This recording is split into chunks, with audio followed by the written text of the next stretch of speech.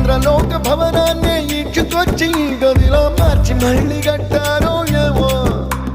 మాయజాలము తెలుసు మంత్రగారడి తెలుసు రెంటి కన్న ఇది ఇంకోటేమో నీలాకాశం నేలాకొస్తే ఇట్టాగే ఉంటాదో ఏమో ఈ సంతోషం దాచాలంటే హృదయాలు ఓ వంద కావాలేమో ఇంతందంగా ఉంటుందా ఈ లోకం ఇన్నాళ్ళు ఈ మనసుకి తెలియాలేదే పాపం